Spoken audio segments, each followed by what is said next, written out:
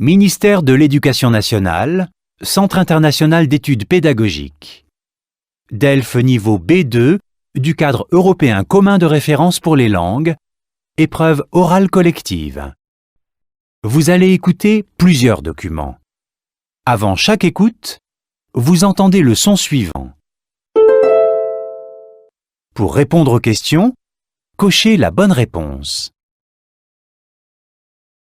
Vous allez écouter 2 fois un document.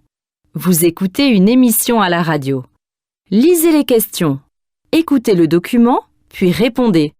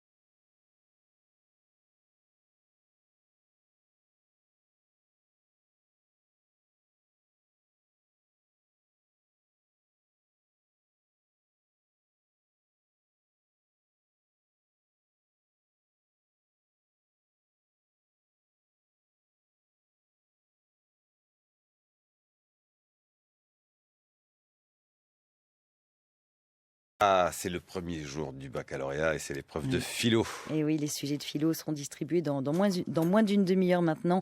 660 000 candidats en tout, mais pour 20 000 d'entre eux, le ministre de l'Éducation nationale, Vincent Peillon, vient d'aménager spécialement le calendrier pour qu'ils ne planchent pas plus de 8 heures consécutives par jour. Ce sont les élèves handicapés. Et pour mieux comprendre comment ils préparent le bac et quelles sont leurs difficultés, Hakim Kasmi s'est rendu à l'Institut national des jeunes aveugles pendant les révisions. Reportage. Nous sommes à l'Institut national des jeunes aveugles à Paris. L'établissement qui est centre d'examen accueille des élèves de la maternelle à la terminale qui viennent de toute la France. Cette année, ils seront 20 à passer le baccalauréat. Parmi eux, Marine, lycéenne brillante, elle a perdu la vue à 16 ans et a donc dû réapprendre à lire et écrire en braille. Comme tous les candidats au bac, elle dispose d'un tiers-temps et d'un secrétaire. Le secrétaire qui joue un rôle indispensable car il sera ses yeux, notamment pour les épreuves d'histoire-géographie très redoutées par les non-voyants. Au niveau de la cartographie, c'est pas forcément, on peut pas tout mettre sur une carte en fait. On peut pas tout mettre, et ce qui fait que, en plus de l'apprentissage du programme, on doit aussi apprendre à poser les bonnes questions au secrétaire pour qu'il nous décrive correctement la carte. Donc il y a et en plus le travail d'un élève ordinaire de terminale, et en plus le travail à faire en plus à cause de la déficience visuelle. Autre difficulté à gérer, la longueur des épreuves. Cette année, avec les nouveaux programmes en série ES, le jeudi, les candidats pouvaient atteindre jusqu'à 9h20 d'épreuves. Dans ces conditions, difficile de rester concentré jusqu'au bout. Du coup, pour éviter les journées marathon et mettre les candidats dans les meilleures dispositions, Vincent Peillon leur a donné la possibilité de passer l'une des 2 épreuves de la journée le samedi. Une demande saluée par le monde enseignant, les associations et les parents d'élèves. Gontran Bélanger, proviseur de l'INJIR. On estime à 30% le temps nécessaire d'accès à l'information pour un texte par rapport à une personne voyante.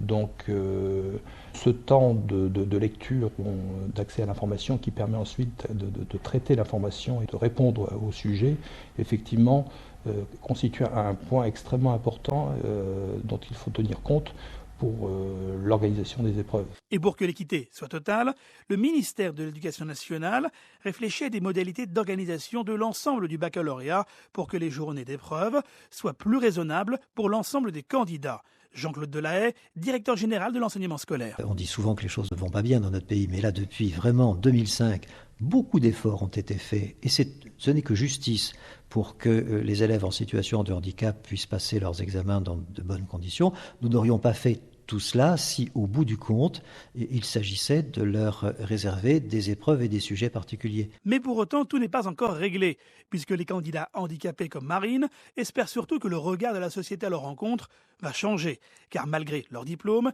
ils sont encore 2 fois plus nombreux à être au chômage aujourd'hui.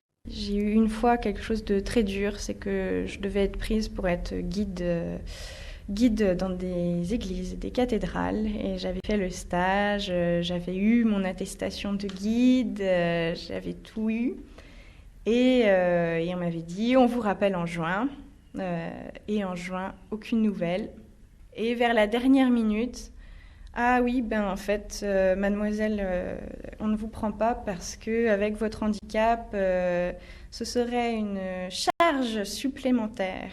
Au total, 20 000 candidats handicapés passeront au baccalauréat cette année.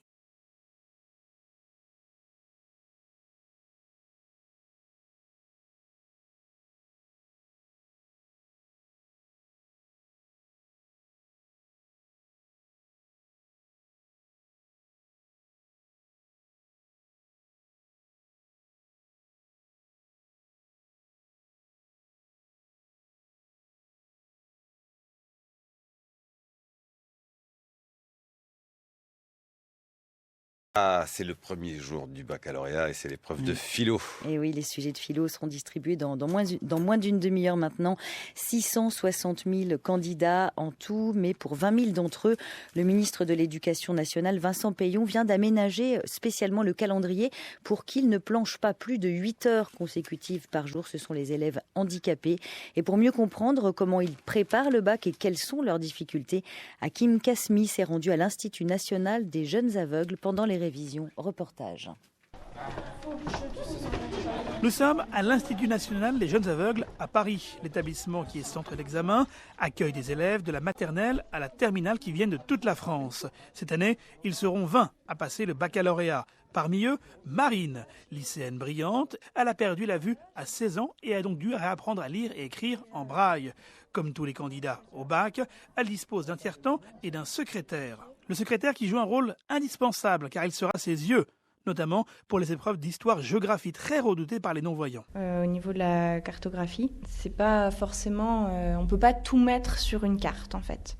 On peut pas tout mettre, et ce qui fait que, en plus de l'apprentissage du programme, on doit aussi apprendre à poser les bonnes questions au secrétaire pour qu'il nous décrive correctement la carte. Donc il y a et en plus le travail d'un élève ordinaire de terminale, et en plus le travail à faire en plus à cause de la déficience visuelle. Autre difficulté à gérer, la longueur des épreuves. Cette année, avec les nouveaux programmes en série ES, le jeudi, les candidats pouvaient atteindre jusqu'à 9h20 d'épreuves. Dans ces conditions, difficile de rester concentré jusqu'au bout. Du coup, pour éviter les journées marathon et mettre les candidats dans les meilleures dispositions, Vincent Peillon leur a donné la possibilité de passer l'une des deux épreuves de la journée le samedi. Une demande saluée par le monde enseignant, les associations et les parents d'élèves. Gontran Bélanger, proviseur de l'INJIA. On estime à 30% le temps nécessaire d'accès à l'information pour un texte par rapport à une personne voyante.